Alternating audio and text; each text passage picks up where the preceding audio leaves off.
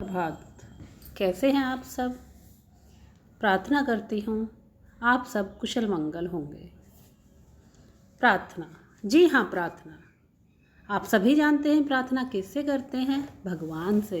हाँ जी, भगवान से। भगवान के आपने देखा होगा अनेकों रूप हैं, सुना होगा बहुत सारे रूप हैं। आज मैं आपके सामने उन्हीं रूपों में से किसी एक रूप के बारे में वर्णन करना चाहूँगी। मैं एक धुन आपके सामने प्रस्तुत करूँगी।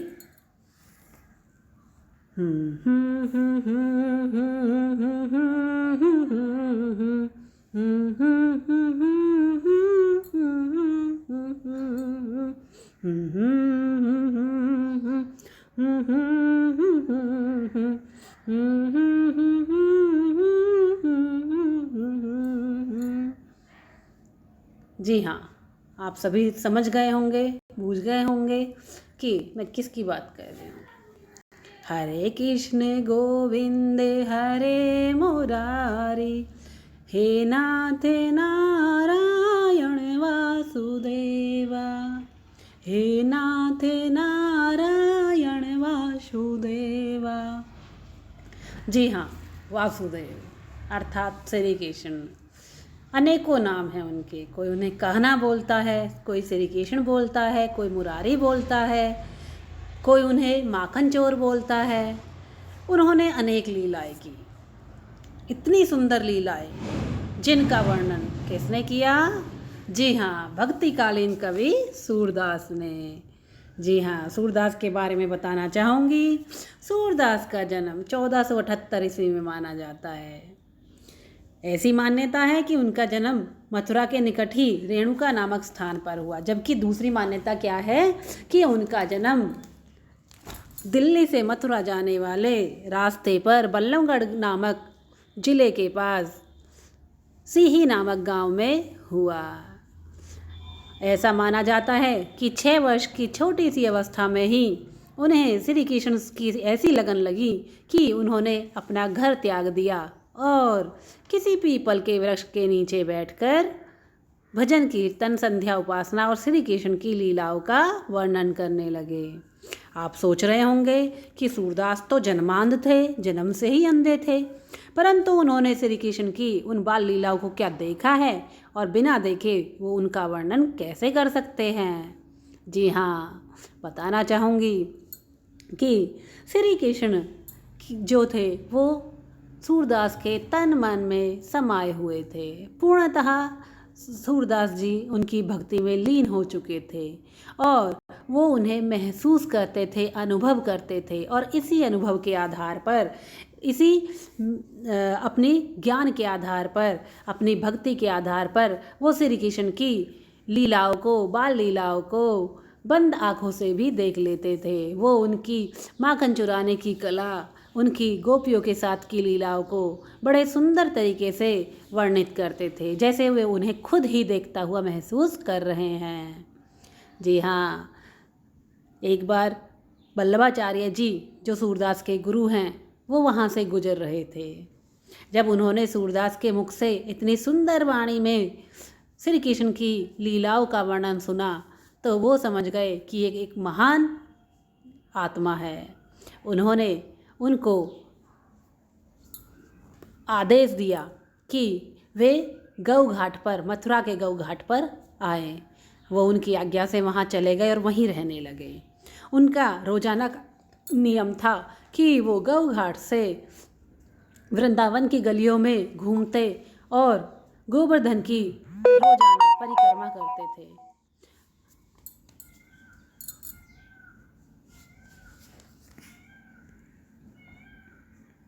और उनका ये प्रतिदिन का नियम बन गया था कि वो रोजाना वृंदावन जाकर, गोवर्धन जाकर परिक्रमा करते और वापस आकर रोजाना भजन कीर्तन, संध्या उपासना, श्री कृष्ण की लीलाओं का गुणगान करते थे। एक बार पारसौली में जब वो गए तो वहीं उनका निधन हो गया। लोगों को उनके दुख से, उनके जाने से बहुत दुख हुआ, बहुत आहत हुए। उन्होंने श्री कृष्ण की लीलाओं का बड़े सुंदर ढंग से ब्रज भाषा में प्रयोग किया है। उनके काव्य में श्रृंगार और वात्सल्य दोनों रसों का सुंदर वर्णन मिलता है। जी हाँ, वात्सल्य रस माँ का बेटे के प्रति प्रेम, पिता का अपने बच्चों के प्रति प्रेम, बच्चों का अपने माता पिता के प्रति प्रेम, अपना भाई बहनों के प्रति प्रेम। जी हाँ, वात्सल्य रस के अंतर्गत ही आता है। इसी प्रेम को वात्सल्य रस कहते हैं। दूसरा श्रृंगार रस। श्रृंगार रस आगे मैं आपको बताऊंगी। श्रृंगार रस के भी दो पक्ष हैं, संयोग और वियोग। संयोग मीन्स मिला हुआ, आपस में मिलना। वियोग मीन्स जब एक दूसरे से हम अलग हो जाए, बिछड़ जाए। तो यहाँ पर सूरदास जी की एक कृति सूरसागर में संकलित भ्रमर गीत से वियोग पक्ष के एक काव्य का वर्णन है। जी हाँ, उन्हीं पदों को आज मैं आपके सामने प्रस्तुत करूँगी।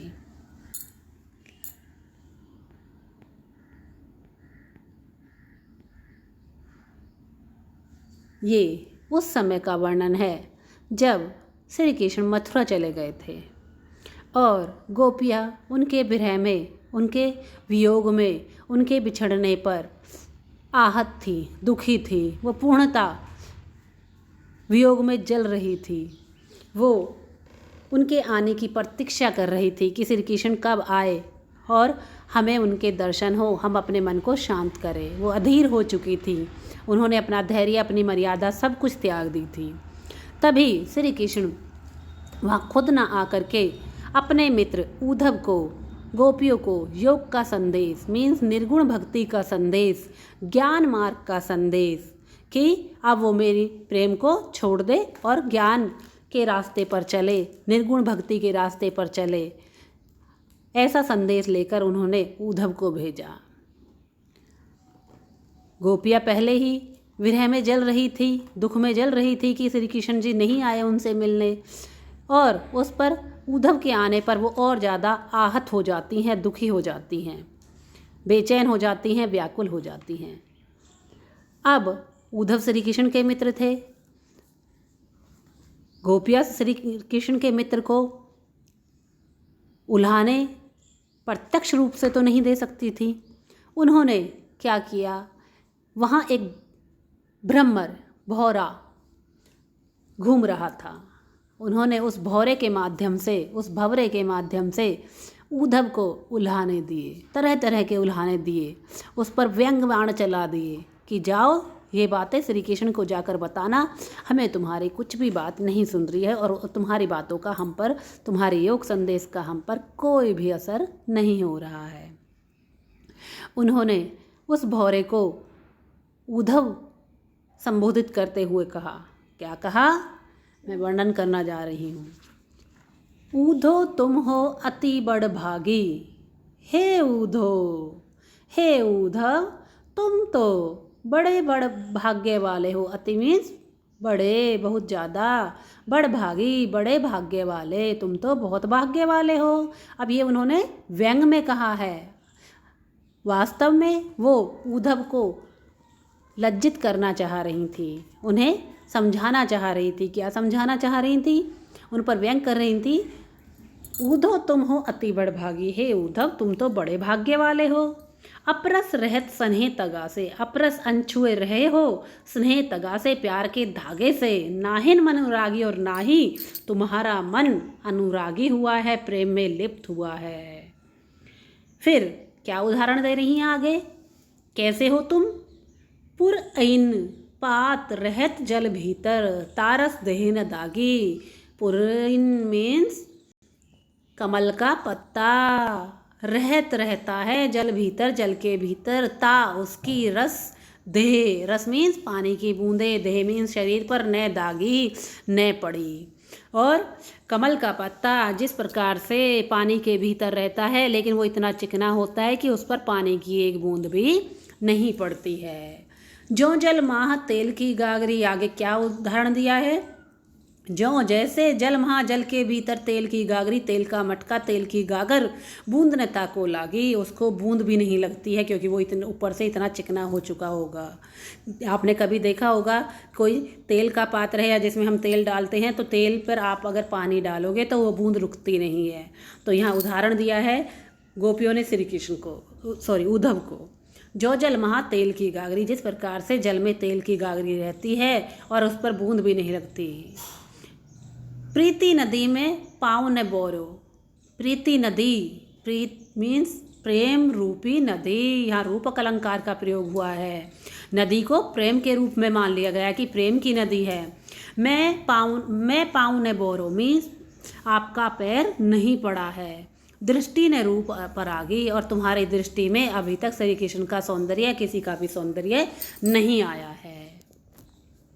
सूरदास अबला हम भूरी, आगे सूरदास जी कह रहे हैं कि गोपियाँ क्या कह रही हैं विरह में, अबला नारी हम भूरी, हम तो भोली नारी हैं। गुड़ चाटी जो पागी, जिस तरह से गुड़ में चींटी पड़ जाती है और वो उसी में लिप्त होकर रह जाती है, वही मर जाती है, लेकिन उससे अलग नहीं होती क्योंकि उसकी मिठास उसे कहीं जाने नहीं देती। दूसरे उसके पाँव उसमें चिपक जाते हैं, वे कहीं नहीं जा पाती। उसी प्रकार से गोपियाँ कह रही हैं कि